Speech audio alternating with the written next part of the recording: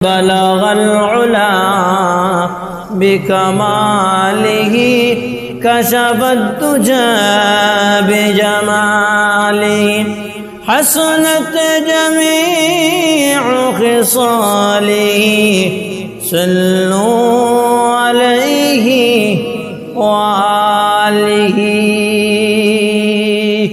اے حبیب کبریا تم پر سلام اے ہمارے دل ربا تم پر سلام اے حبیب کبریا تم پر سلام اے ہمارے دل ربا تم پر سلام دل صدا کہتا رہا تم پر سلام اے امام الانبیاء تم پر سلام اے حبیب کبریا تم پر سلام اے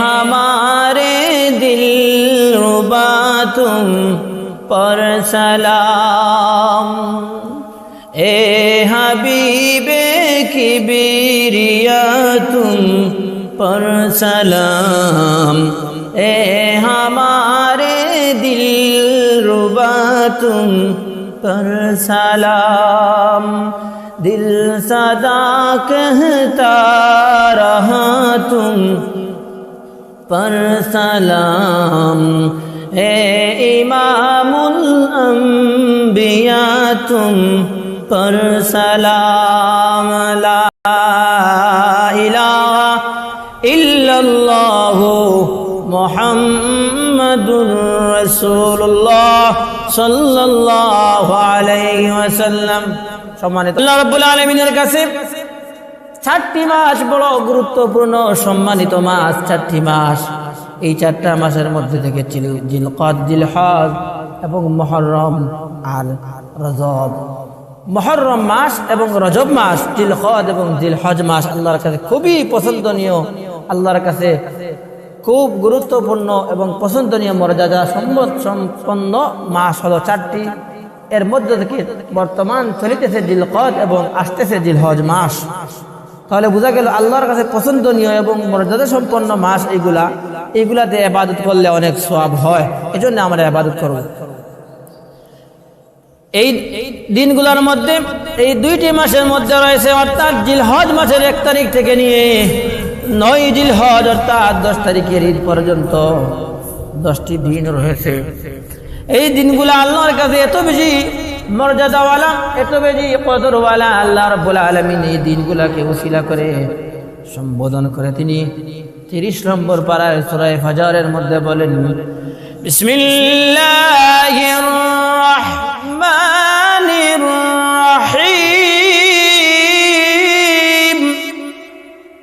ওয়াল ফাজর ওয়া লায়ালিন আশর والشفع والوتر والليل إذا يسر هل في ذلك قسم لذي حجر ألم تر كيف فعل ربك بعاد إرم ذات العماد এই আয়াতগুলোর মধ্যে আল্লাহ রাব্বুল আলামিন কয়েকটা জিনিসের তার সৃষ্টির প্রতি তিনি কসম খাইছেন ইরাম জাতের প্রতি ইরাম গোত্রের কসম খাইছেন যারা ছিল ক্ষমতা সম্পন্ন এবং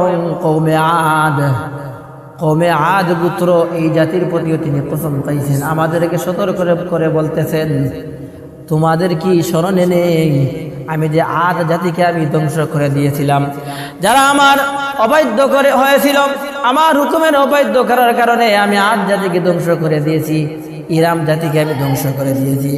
ইরাম এমন একটা জাতি যারা এত বড় বড় তাদের দেহ ছিল, হাত পা ছিল, তারা বড় বড় পাহাড় থেকে পাথরগুলা হাতে করে নিয়ে এসে নিজের ঘরের সামনে উঠানের মধ্যে রাখতো, হাত দিয়ে পাথরগুলা কেটে ফেলতো এবং নিজের ঘুমানোর খাট তৈরি করত। তাহলে বোঝা গেল পালঙ্কের সমমান বর্তমান পালঙ্ক থেকে খাট থেকে আরো বড় পরিমাণ তাদের খাট ছিল। এত বড় বড় খাটগুলা, পালঙ্কগুলা, টেবিলগুলা, ঘরের আসবাবপত্রগুলা পাথর দিয়ে তারা তৈরি করত। আর এইগুলা তারা গাড়ি দিয়ে বহন করতো না, হাত দিয়ে বহন করতো, হাত দিয়ে কাটতো। এত বেশি শক্তি ছিল। ইরাম জাতির কথা আল্লাহ রাব্বুল আলামিন গোত্রের কথা বলেছেন, তাদের শপথ খাইয়েছেন, তাদের কথা আমাদেরকে স্মরণ করিয়ে দিয়েছেন। কওমে আদের কথা স্মরণ করে দিয়েছেন।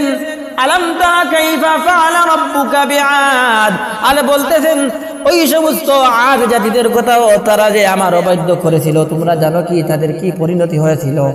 আমি তাদেরকে প্রায় 8 দিন যাবত আকাশের উপরে আমি তাদেরকে উড়ন্ত অবস্থায় রেখেছিলাম।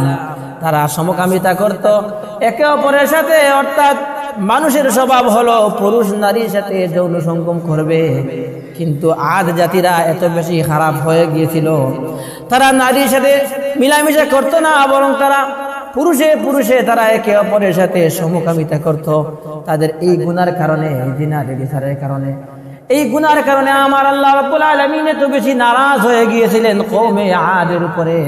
তাদের উপরে আমার আল্লাহ রাব্বুল আলামিন আসমান থেকে গজব নাযিল করলেন এবং তাদেরকে জমিন থেকে তাদেরকে উপরের দিকে উঠাইলেন। এভাবে আকাশের মধ্যে উড়ন্ত অবস্থায়, জলের মধ্যে উড়ন্ত অবস্থায় 8টি দিন রাখলেন। 8 দিনের পরে তাদেরকে আসমান থেকে ছুড়ে ফেলে দিলেন আর জমিনের মধ্যে পড়ে তারা সেখানে মৃত্যুবরণ করলো। অর্থাৎ তাদের জাতিটা সেখানেই ধ্বংস হয়ে গিয়েছিল। আর আদ জাতির দেখা যায় নাই, এখন আদ জাতিরা নেই। আল্লাহ রাব্বুল আলামিন আদ জাতির কথা আমাদেরকে স্মরণ করে দিয়েছেন। ওয়াশ-শাফঈ ওয়াল ফাজর ওয়া লায়ালিন আশরিন ওয়াশ-শাফঈ ওয়াল ওয়াতর ওয়াল লাইলি ইযা ইয়াসরাফ। এই যে দিন এবং রাত আর ফেরেশতাগণের কথা, কওমে আদ জাতি, ইরাম জাতি, এদের কথা স্মরণ করে দিয়ে আল্লাহ রাব্বুল আলামিন আমাদেরকে বলতেছেন আমি এটারও কসম খাইতেছি, ওয়াল ফাজর, ফজরের কসম খাইতেছি। ফজর অর্থাৎ বোঝায় শুভ প্রভাত, সুপ্রভাত, সকালবেলা বোঝায়। অন্যান্য মুফাসসিরিনে কেরামগণ বলেন এখানে আল্লাহ রাব্বুল আলামিন সুপ্রভাতের কসম খাওয়ার পরে, অর্থাৎ সুপ্রভাত দ্বারা ফজরের নামাজের কসম খাইছেন। অনেক মুফাসসিরিনে কেরাম বলেন এই ফজরের নামাজের কসম খাওয়ার পরে, সকালবেলার কসম খাওয়ার পরে, সকালবেলার কসম কেন খাইলা? কারণ হলো মানুষ যখন রাত্রিবেলা ঘুমায় তখন এটা হলো তাদের ছোট মৃত্যুর মতো। এই ঘুম থেকে মানুষ পরের দিন সকালে উঠবে কিনা তার কোনো নিশ্চয়তা নেই। এই জন্য আল্লাহ রাব্বুল আলামিন তাদেরকে যেহেতু আবারও হায়াত দিয়ে তাদেরকে জীবিত করেন সকালবেলা, প্রতিদিনের সকালবেলা প্রতিটা মানুষের এক একটা নতুন জীবন বলে গণ্য মনে হয়। যদি আল্লাহ তাআলা আমাকে জীবিত না করেন তাহলে সকাল তো আর আমার হবে না। এই জন্য প্রতিটা সকাল সুপ্রভাত আমার জন্য নতুন একটা জীবন। এই জন্য সকালটা বড় মর্যাদা সম্পন্ন, মানুষের লোকের জন্য বড় কদরের, আল্লাহর কাছে বড় কদরের। এই জন্য আমার আল্লাহ রাব্বুল আলামিন সুপ্রভাতের অর্থাৎ ফজরের কসম খাইয়ে তিনি বলেন ওয়াল ফাজর, ফজরের কসম, ওয়া লায়ালিন আশর, এবং 10 দিনের শপথ। ওই 10 দিন কোন দিন, এটা হলো আমার আলোচনার বিষয়। এই যে এত সময় আদ জাতি, ইরাম জাতি, ফেরেশতাদের এবং ফজরের শপথ খাইছেন আল্লাহ তাআলা, আমি এগুলো আপনাদেরকে বললাম। এখন এইগুলা দিয়ে উদ্দেশ্য আমার হলো আল্লাহ রাব্বুল আলামিন এত কসমের পরে একটা দিনের কসম করেছেন, সেই দিনটা হলো বড় গুরুত্বপূর্ণ। সেই দিন কোনটা? আল্লাহ রাব্বুল আলামিন বলেন ওয়া লায়ালিন আশর, 10 দিনের শপথ। এই 10 দিনগুলা কোন 10 দিন? এই 10 দিন হলো ওই যে আমি আগে বলেছিলাম জিলহজ মাসের 1 তারিখ থেকে নিয়ে ঈদের আগের রাত পর্যন্ত, অর্থাৎ আরাফার দিন পর্যন্ত। এই দিনগুলা আল্লাহর কাছে এত বেশি গুরুত্বপূর্ণ। এই 10 দিনের অনেকগুলা আমল আছে, ইনশাআল্লাহ আগামী জুমায় বলে দিব। 10 দিন চলে আসবে, আগামী জুমায়